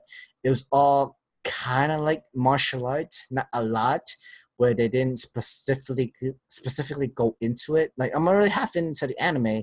They talk about little details about it, but these fights seem sort of short, where they show these one or two moves, but they don't go full extent into these sort of martial arts kind of move. So what do you recommend it to us? Quick thing. It's a code 6, according to with how Ray scales it. It's a code 6. Where I've seen this before, with Baki, but it's not like fully interested in a way where it's something new, where I can't predict what's going on, because this is hand-to-hand combat where it's just all brawling fist fight in that sort of way. Okay, interesting. I respect that code 6. I can't wait till next week, episode 15, to actually hear your full thoughts after you finish the season, so I could fully decide if I should watch this code 6, if it went down or up to a hot 6, or to a hot 4, to what Ray likes to call it. It can't be a hot 4 now, because he's already pulled it from a 10 down. It's not a hot 4. It's definitely not a hot 4. I kind of want, maybe it's because it's the wrestling fan within me, where you want to see these weapons and how it's used and that sort of crazy shit that sort of happened. But no, this is literally just all hand-to-hand combat, where it's all between your brawler skills, your martial arts skills, your jukundo, your tai chi, your kung fu, or boxing, kickboxing, whatever fighting techniques you want to put into this, your skill. That's it. That's really just it. There's nothing more weaponized skills where you use a knife before, if you use a grenade before, if you use metal wires before, like literally any kind of weapons at all. There's nothing into that. It's literally just all hand-to-hand combat. Well, I'll give it one episode. Since I wasted my time on Saint Seiya, I have to redeem myself. So. All right, since Ray's doing it, I have to do it as well. One episode. One. I will also give it one episode. All right, so that way we can talk about it. I'll give it one episode. All right. Next week we'll talk about this on episode 15, about all this one episode. Mm-hmm. So y'all are gonna watch Vinland and then whatever the heck this is. I promise. I honestly think that you guys are going to love Vinland. Saga. And if I'm wrong about that, it's gonna suck. But I really think you guys are gonna like Vinland Saga, because I like Vinland Saga a lot. I kind of want to watch. I'm seeing like thumbnail spoilers. Stop it. From Vinland. No, like, I hate thumbnail spoilers a lot. And I'm like, dude, I don't know what the story is, but why the fuck are you showing me this? You didn't have to do this to this character. Oh man, I feel that same way. Wow. How did you personify exactly how I was feeling? I don't know, because I don't watch Black Clover. I don't read Black Clover. What do you mean? I didn't think we were talking about a real life situation that we know and love and work with. So my homework is Vinland Saga and this fighting CG for James has the most homework, so good luck to James. But he's got the best homework because he still gets to watch Demon Slayer for the first time. Yes. Oh yeah, no, that's true. That's true. I think I'm behind like 4 episodes. So and those are the 4 best episodes. I get to binge like 70 minutes of just awesomeness. It literally, it's so good. All right. James, all right. Take it away. All right, guys, let's straight to our news after so long. Studio Pierrot's Hero Mask anime gets 2nd season on Netflix in August. Don't lie. This promo actually makes me want to watch Your Mask. I mean, I will also say the same thing. I looked at this as like, okay, this actually seems interesting. I should watch this. It gave me Darker Than Black kind of vibes. Yeah. I do want to watch this. Do not know that reference, but the score throughout this whole promo was amazing. That's why it made me want to watch, because like, yo, this has some good ass score. And it's from Studio Pierrot. That's one thing I gotta appreciate. Studio Pierrot, you guys make some good quality. Just do not make your anime weekly then, because Black Clover could have been better if he wasn't making a weekly like this. What the hell is Hero Mask? It's so good. Come on, Studio Pierrot. But it makes me want to watch this. So definitely, they got me, hooked me in. Definitely watching season 1. I don't know when I'm gonna watch season 1. Sometime probably in the fall, because I don't have time this summer. But definitely in the fall, I'll watch Hero Mask. I will put it in the queue. But definitely Hero Mask, I think I watched the first episode, but it seems really interesting. Like I didn't finish the first episode, but it was like about mystery and crime and that sort of way in a futuristic environment, that sort of way. But I am interested. With Studio Period, they had a lot of time going into this anime, literally, because since it's Netflix where you get it all at once instead of episode by episode, they have to have a lot of time working on this anime where the animation should not be lacking in that sort of thing. So the Hero Mask, that trailer, the second season, I'm glad that it gets a second season. I'm hoping for the other animes that's Netflix licensed only exclusively also get that second season too. One in which is I forgot what the anime called, but I think it was like 13 or something like that. I think I know what you're talking about. Yeah. Yeah, I know the second season was supposed to come up, but it's been over a year now, and I kind of wanted that second season. Like it's one of those things. I'm just ready for more Seven Deadly Sins, but here we are. Yeah. I don't know how that's gonna happen. I don't know what's happening if it's gonna be still by Netflix, but that's something weird. So who knows?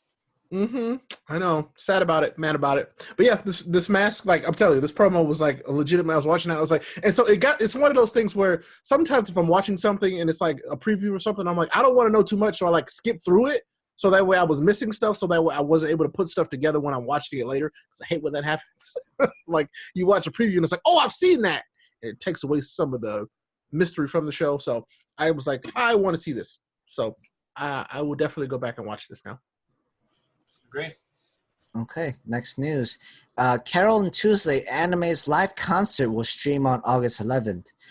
And Carole and Tuesday is an anime that started in spring 2019. And people who've watched the anime already are probably watching this in streams and whether illegal streaming sites. Because right now Netflix got the license for it, and they won't stream the first half of the season until middle of August. I think this is. I think it's a fall. But apparently, it's been very popular with its music, the animation, that sort of way, and streaming a concert on August 11th is mainly because all the tickets has been sold out, and the best way you can actually watch the concert is through the YouTube video or their YouTube channel, that sort of stream. Which I think is very impressive because their intro was very catchy and was very interesting, that sort of way. That's pretty cool. I can't really add too much to it because I'm not investing in Carole Tuesday. I like the music. I like the animation. I saw a few of the songs, but I can't add too much to it because I haven't watched the show. The show I really want to watch it already, but Netflix, go fuck yourself because you don't want to do weekly simulcasts, So, I love you, Netflix. I love the stuff you put out. It can't send it sense, but they ain't got the money for that. LOL. Can you just simulcast shit? I'm just tired of, I don't wanna be in that urge to do illegal stuff. So maybe in the future, who knows? Maybe. But other than that, you can't add too much 2 cents to it because I'm not invested. Other than for them, good thing YouTube. Yay! That's it. All right, guys. We've mentioned this already before. Fire Force third episode modified after Kyoto's animation fire. Like we know about the censorship. We know about the color changing of fire and the smokes and all that sort of stuff that's been done into it. The thing was, truth and matter of fact, that I hardly noticed it in a way, but I know for sure James, Miguel, and Ray have noticed it. But the thing is, I was more invested into the story of Fire Force that I didn't notice about the animation according to the third episode. So, which in the grander scheme of things is okay. That's fine. Yeah. Because I'm gonna say I kind of feel like most people won't have noticed, honestly, because it's at that point it is a really they picked a very climactic moment to make those changes. It's kind of hectic anyway, so I don't know, maybe. So, I mean, it was more about the finding out that the little brother is still alive. Mm-hmm. The society that you just recently joined, there was like a bad side to it. There was actually is he still alive? That's what he said, like, oh, your little brother is still alive, and he's wondering, like, where is he? Tell me, what's going on? And then you have the villain go MC, like, no, not yet. You can't learn everything. I can't tell you everything. I'm supposed to kill you right now, but since you're smiling at me, Like it's like, I love your smile. Even though you're about to face death, you're smiling at me. And I'm like, you know what? I'll tell you this answer just because I like the way you're looking right now in that sort of moment. Because it make it seem like, oh no, you're hiding something from me that I don't know about that you can probably fight me with. That I'll tell you this sort of information just to throw you off in that sort of way. But I am interested in Joker and Fire Force. So before we move on, James, I have to know, does he have a Deku moment and learn how to use his hands? Now I want to know. Dang it! No! James, James, I actually want this answer. I want to be spoiled for this part. I actually want to know. Oh, I can tell you in the chat. I'm not gonna spoil it for anyone. I feel like I thought I was going to put myself on mute real quick. I'll tell you in the chat. I was doing it for jokes, but thanks, Miguel. Okay. Miguel's no, wait, no, I actually want to know. Please tell me. Yeah, me too. I actually want to know. Please tell me. Does he use his hands? Now we can move on. Okay, next news. The voice actor, Gabe Cole, passed away at 46. For those who don't know, he is actually the voice actor of Teen Gohan from Dragon Ball Z series. And he's also many other voice actor series as well, such as for Gundam Zero, Beyblade Burst, Star Ocean EX, the story of San Itukoku, and many other animes as well. But I think we all recognize him as Teen Gohan in a way, the most favorite Gohan. But definitely, it's a tragic event that he passed away last week. That is sad. Who was he the voice for in Gundam 00?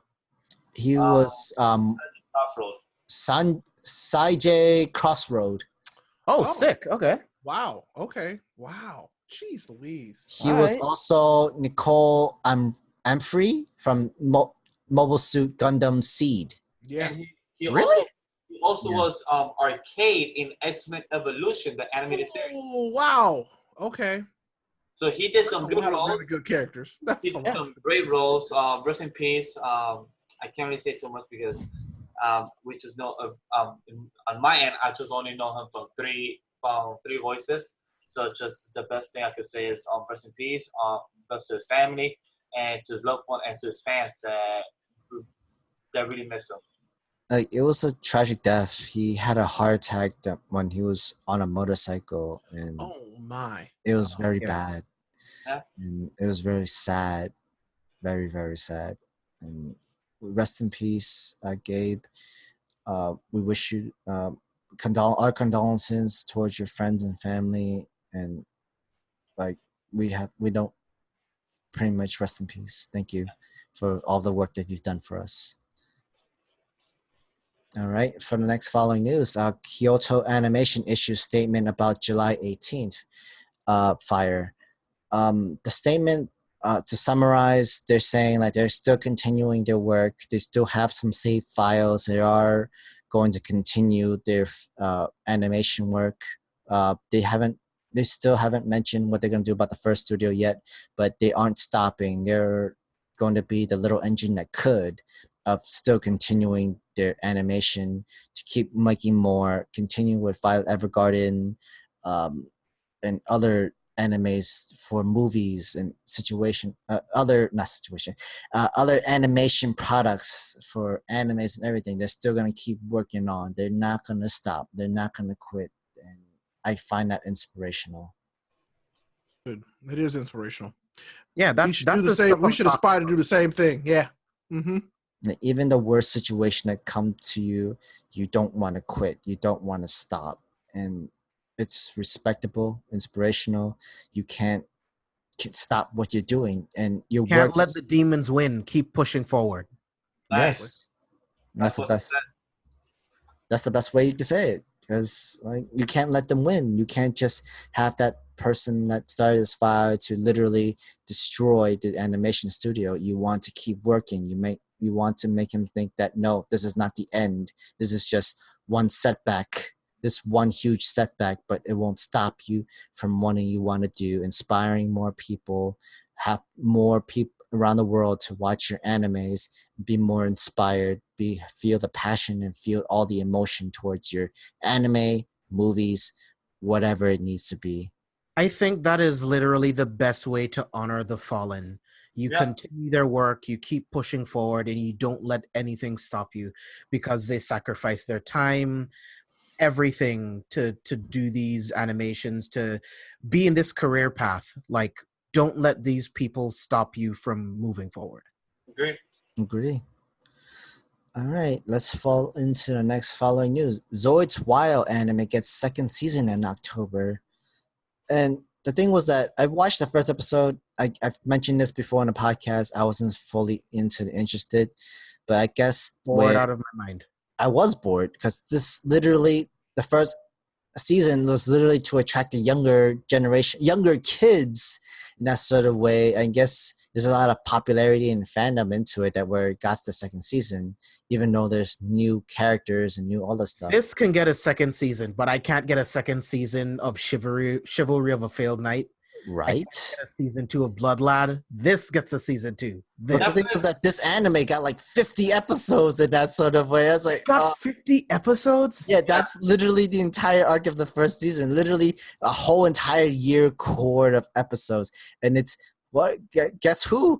Just broadcast, mainly streaming this anime for little younger kids who didn't know about Zoids, but want to know about Zoids because they can tame mechanical liger kind of animation robot animals, that sort of thing. So the only thing that I hear is that Netflix, you're good at making some stuff. Sometimes you're horrible at doing a piece of shit garbage. That's all I'm saying. You know, Zoid Zero died for this, and I'm sad about it. Very. We can't get it. We can't get it licensed anywhere. We can't get Blu-rays. We can't get DVDs. We can't get it streaming. But we got this. This gets 50 episodes and a season 2. Are you kidding me? Like, I don't get it. Maybe it's really popular with children in Japan. Maybe. But I'm sad about it. Mad about it. The thing is that, is it following the same kind of strategy as like Yu-Gi-Oh or Pokemon? Actually, no. Honestly, if you want to know which one is following the strategy closest to, it's Beyblade. And I was gonna say it's really more like it's really obscure. But Beyblade for some reason, I'm kind of upset about that. Like, that's so upsetting. Zoid Zero was so good. It was better than it had any right being, actually, for what it was. And we're never going to get a Zoids like that ever again. That's tragic. Because Zoid Zero Century was amazing. We won't get a teen, maybe adult kind of anime of Zoids. Because like if the way Zoid Zero was positioned, it was to kind of be like this could be an alternative to Gundam, almost like in that space. Yeah, and then they realized, oh, we can't really compete with Gundam, but they had something special, and they went the complete opposite route. So I thought it was unique. I love it. Really is. The Liger is to this day, one of the coolest designed mechs. Period. To me, it's so cool. Agreed.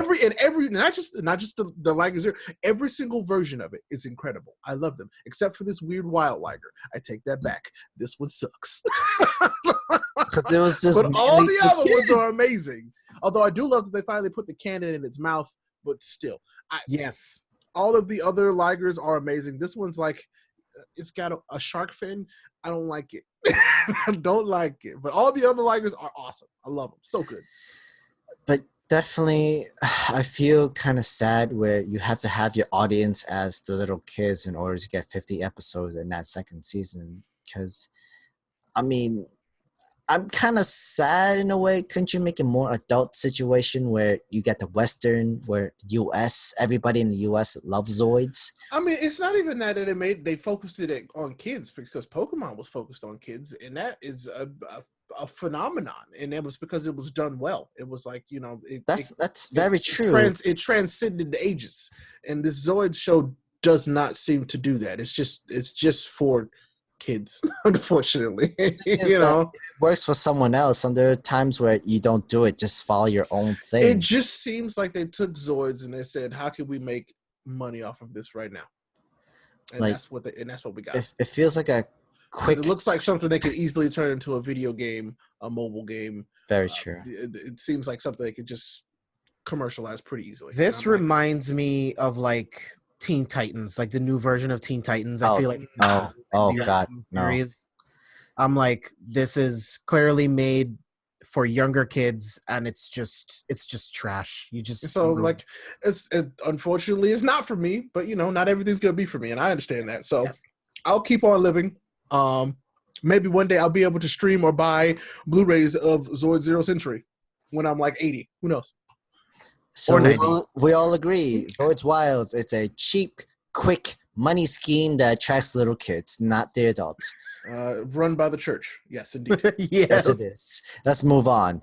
Zombieland Saga TV anime gets sequel titled Zombieland Saga Revenge. I've actually watched Zombieland Saga, and I have mentioned it in the podcast. I actually really like it. The anime is good. Yeah, I've talked about that, yeah. Mm-hmm. The anime is good. It's actually really funny. It's actually nice and entertaining. And it's like every episode there's a new song within the episode for each anime. And I'm entertained. They have mentioned before, after the first season ended, that they're not done yet. They're actually doing a tour of concerts for the original band, the original voice actors for these sort of stuff. Because with Japan and these kind of music anime where they're doing these voice actors in that sort of way, they actually are real performers who are singing performers that actually are doing live tours in these sort of way. So they're doing both of anime voicings while also literally singing within their bands, their pop idol stars, everything. Basically your 90s of NSYNC, but this is more of the Japan time. It finally caught up to Japan in a sort of way. It's the best example I could say. And it got as big fandom popularity where the anime comes up with it. Not to say that we actually don't, we would love to look forward to like a Backstreet Boys or maybe an NSYNC kind of anime kind of thing. I'd fall into it. But this is a way where this anime got very popular. People are interested in the voice actresses and the pop idol stars in that sort of way. And I'm actually all for the sequel anime in that sort of way, in the second season. Moving on to the second season, next news, Minnie Mouse voice actress Russi Taylor passed away at 75. I know this is not anime-related news, but she's technically been around for a very long time, especially for Disney as Minnie Mouse. And I know we've all grew up with the old cartoons of Mickey Mouse, and we all know about Minnie Mouse in that sort of way. But this is more of a paid respect to condolences with the family and to rest in peace for the original voice actor for Minnie Mouse. Did you guys know that the voice actress for Minnie Mouse and the voice actor for Mickey Mouse were together? Yeah. Yes. Oh, I didn't know that actually. Yeah. I did. Yes, I think I read that sort of thing where the voice actor for Mickey Mouse passed away 10 years ago. Yes. And then the voice actress... She's gone. Yeah. Yeah. So much respect towards both voice actress and voice actor for Disney's Mickey Mouse and Minnie Mouse, because we've seen many of their cartoons and their relationship with each other. It's kind of tragic that they both passed away, but I didn't think they've explained how they passed away, but in a way, hopefully they both rest in peace. They're finally together now. Thank you for your hard work for literally giving us the voices for Mickey Mouse and Minnie Mouse. Even though right now it's completely different voice actors for this new Mickey Mouse animation in Disney and whatnot. But we can't forget about the original OG's classics. All right, let's move into the next one. ReZero Hyōketsu no Kizuna anime's second promo video reveals November 8th debut in theaters. So this is ReZero's movie, and from the trailer, we kind of just learned about the prequel history about Amelia. Yo, what the fuck is this shit? I don't know. When James wrote in the group chat, what the? Can I get into ReZero? I'm like, what's he talking about? Like, is it on the notes? I'm like, oh shit, I didn't watch the trailer. So I watched the trailer. I'm like, what the fuck is this shit? Like, Can I get into ReZero? like James mentioned this before. He does not like ReZero because the main character is a piece of shit. I want to like it though. It's just I can't get into it. I've tried to watch the first episode like 5 times, and I just space out after 5 minutes, and I just can't get into it. And I couldn't get into this trailer. I'm like, what the hell is this trailer? It's just a cat that's flying, and then there's a girl, and then this is happening. I'm like, this is so boring. Like I've seen some interesting promos, interesting trailers that I've seen on Twitter, and Sam has put up for a podcast. And within this past year of us doing just 2 versions of podcast, this is the worst promotion I've ever seen for something that never caught my interest, or not even one bit. It's like 2 minutes and 30 seconds. I was probably checked out at 40 seconds. I caught myself just looking in my phone. Like I'm just bored. I saw the whole thing. I saw the whole thing just to be curious.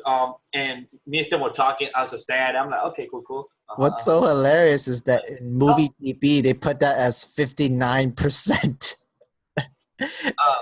But I just can't get to ReZero. But that's my thoughts. I just can't. I'm sorry. Ray, do you like ReZero? No. Okay.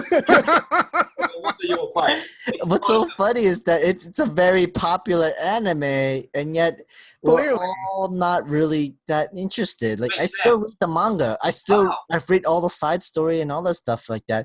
It's not the worst thing, but it's literally trying to say, like, this guy's a piece of shit, and all these bad stuff that's happened that you want to put into him, it's what we're putting into the story in that sort of way. Doesn't want to know. None of us are into ReZero, right? I just can't get into it. Have you guys ever seen A Clockwork Orange? Heard of it. So there's this scene. There might be. I'm not 100%. It sounds like a book that I've read. It might have been a book. But there's a scene where this guy is strapped to a chair. His eyes are pried open. Ah, yeah. I've seen that. He has to just watch some really disturbing imagery. I feel like someone would have to do that to me to get me to watch ReZero, and I would probably just die of boredom. I don't know.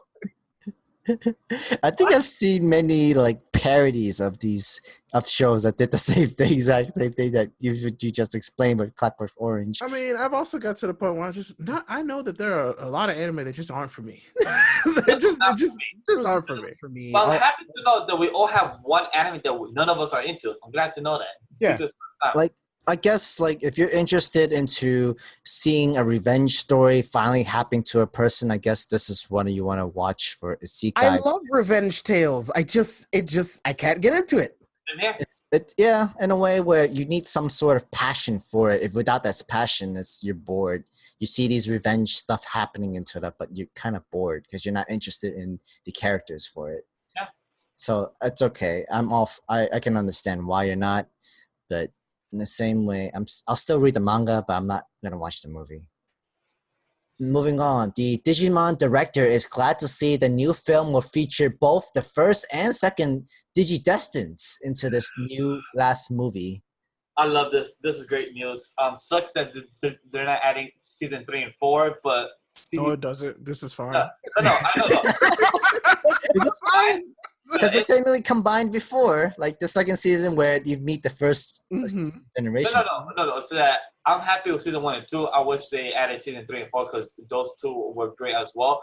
But I'm happy about this. I'm excited. They're really making this homage story for Digimon 20th anniversary very well. So I'm excited as hell for this. Can't wait for it for the 20th anniversary or 20th movie. I forgot which of the two or both it is. I'm excited. Overall, I'm excited for the movie. Both teams into it to see them. I'm excited. That's all I can say. James, Ray, any thoughts? Yes, please. Digimon's always been great. Specifically the first 2 seasons. Fantastic. So this is good. This is really good. Especially more so the Digimon. The Digimon were really cool in season 2. So yes, please. Yeah, I love Digimon. I've always loved Digimon, and I'm gonna see it. So just give it to me now. Cool. I mean, I'm also really interested in with the video games, but I mean, yes. I mean, the Digimon movie is one of my most watched movies I think ever. I Same love here. that movie. Oh, It's cool. So, yeah, definitely gonna be seeing this. you actually watched Digimon Try, by the way? I did watch some of that. Yeah, I didn't finish it, but I watched some of that. Same here. Never seen it. Yeah, I didn't finish it. it was one of those things where if it was in dub, I probably would have finished it. But Yes, up now. is it dub now? Yeah. Okay, then I probably will go back to it and finish it. It's so weird how that works. You just know there's some anime that you just prefer to watch dub. There are just some that I legitimately prefer to watch dub, like just straight up. So that, like stuff like Rurouni Kenshin, the stuff I just prefer to watch. Yu Yu Hakusho, I can't watch it sub. I just have to watch it dub. 100% agree with you on that one. 100%. And I think that's a nostalgia thing, but I don't care. Probably. I've never seen it, so I'm good. All right, on to the next news. The My Hero Academia movie, Heroes Rising teaser. Honestly, not a lot happened. We just have the visualize of the villain for this movie. It's another tease, yeah. And Only one thing matters. And the combination of Bakugo and Deku. That is the only thing that matters in this entire trailer. They are going to fight side by side. It doesn't matter who it is. It could be a tree. As long as they're fighting side by side, I need to see it now.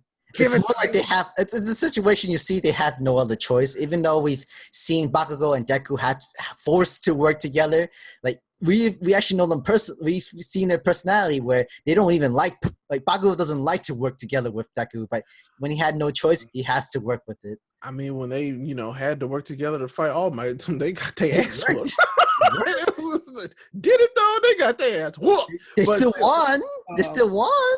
I don't consider that a victory. They Yeah, a win's a win. That's all I care about. They passed. That's different. That's not a win. They passed. So yeah, wonderful. I want this. I want anything in My Hero Academia. So yes, please, more. I agree. I'm excited. Next year, around the spring or winter, we will be seeing this. That's good. Okay, next, last, and final news. Kill la Kill Games publisher has prohibited people from streaming its story mode? Right? Yes. Take it away. So Arc System works. They make great games, but they make bad decisions. In a space where streaming and YouTube is basically a really large driving force in video game sales, I think now. Saying, hey, by the way, don't stream the main part of our game, or we're going to. I wouldn't say they're going to come after you. They could come after you, essentially. Ain't a good look. It's not a good thing. They've done this before. They did this with BlazBlue. They also did it with, I think it was, actually I can't remember the name of the game now, but they've done it with multiple games. I think it was Guilty Gear. They've done it a few times, and it's just that they're very protective of their IP. I don't get it, but it's kind of like. Oh, you're talking about Persona 5? That's a different group. That's Atlas. Oh. But this is it's weird. Like I could understand how they could see, well, all right, with people just watching our game online for free, that's money that we don't get, but it's also like there's so much more money that you could make by people seeing a game being streamed and somebody saying, oh, I want to go buy this game now. I can't tell you, as a streamer, people have come into my stream and be like, oh, this game looks pretty cool. I think I'm gonna pick this up. Multiple times. Doesn't matter what game I'm playing, there's always somebody who comes in like, I wasn't interested in this game before, but after seeing a bit of it, I want to buy this. It works. So that's the age we live in. That's why people review movies, people review games, people watch those reviews and like, oh, I'll go check that out. I'll play this game. Like that's the age we're living now. So I mean, if you want to sell copies, I think you should let people stream your game. Yeah. So I think this is a bad choice. But the thing is that like the story mode, we already knew about the story of Kill la Kill. Like the story has been established since 2014. I bet I could YouTube. And anyone can Google it. I bet I could Google Kill la Kill and find the whole thing on YouTube. Yeah, you could. Exactly. For a fact that you could. And like, I don't see the point of why you have your video game Kill la Kill if to be like, I don't want any of the story. Like, unless it's the original creator made something new to the story where you can actually change the story. Maybe that'd be something, a good twist, a good interesting where you can actually make it so that the bad guys win or have different storylines in that sort of way. Or maybe Nude Beach is actually nude, LOL. Anything that catch people's interest, if it has nothing to do with any of that and it just follows the same storyline anyway, like what's the point of actually like prohibiting people from streaming the story mode? Like it's pointless. Like I said, they're being very protective of the IP, and this happens with Japanese companies often. There was something really weird, similarly, that just happened with Dragon Ball Fighters not long ago. Really? With fighting game tournaments, they didn't want their games. They didn't want Dragon Ball Fighters at fighting game tournaments that they didn't sanction, which was weird. I think it was almost pulled from, unless it was pulled from Evo. It was almost pulled from Evo at one point. Actually, it wasn't Evo. It was another big tournament that they were like, "Nah, we don't want you to have a tournament there because we want to do our own tournament." That doesn't make sense. It doesn't. It makes You can have both, and you'll sell more copies each time. Yep, it's a whole. There are some people who want to keep making money, and they're like, if we keep people from getting these things, we can make more money off them. But it doesn't work that way. No, you'll make money both ways. Exactly. It's a bunch of nonsense. Which is literally what Kill If is. It's literally like a versus game, but slightly more free roam. But it literally is a versus game. They could make more money if they just literally have more tournaments or have any way that goes into it. There's mostly anime conventions where we've seen Kill If demo where people can like play characters in that sort of way. They can play and fight each other in that sort of way to test out the demos. And yet, like we see in stream for Kill If, it's like 6 out of 10. And it's not a great score. When you have a game where it's not the best score of reviews, and this is a score review of 157 reviews. So if you're not great in scores, you might as well just let it have as many people stream it with the story mode, whatever it needs to be everywhere. That way you have more people wanting to buy the video game and want to play for the story mode for itself. Or else maybe the versus mode, because there's many characters in this game and there's many different ways you can go for each character and play for them as they are. Not just the sword fighting kind of video game. Yeah. All right, guys. We are all out of news, so we're going to hit all out to our outros. So, Ray, James, please give us your plugs. James, take it away. Yeah, I'll go first. You guys can follow me all over social media at C4 Spoilers. Make sure you subscribe to the Kefufu Spoilers podcast on pretty much all podcast platforms. On August 5th, we'll be releasing episode 50 of the podcast. We'll be reviewing 1969, The Italian Job. I love heist movies, so I thought it would be fitting to have this film turn 50 years old on the 50th episode of the podcast. So stay tuned for that. And you can always catch me here on the Anime Lately podcast every single week. See you guys next time. Excellent. Always excellent. Well, hey, it's me again, Ray Apollo, RayAPollO, Twitch streamer extraordinaire, baby YouTuber. That's right. If you want to see some of the best Mario Maker content on the internet, I'm your guy. I'm your boy. RPGs, JRPGs, just having a good time. Twitch.tv/Ray Apollo // Just come to Twitch, type in Ray Apollo, you'll find me. Anywhere else you want to find me on the internet, look for me, Ray Apollo. I'm there. Hope to see you at some point. Thank you, guys. Follow me at Twitter and IG at Legendary Vash, and thank you guys for watching this hentai panel here at Anime Lately episode 14 here.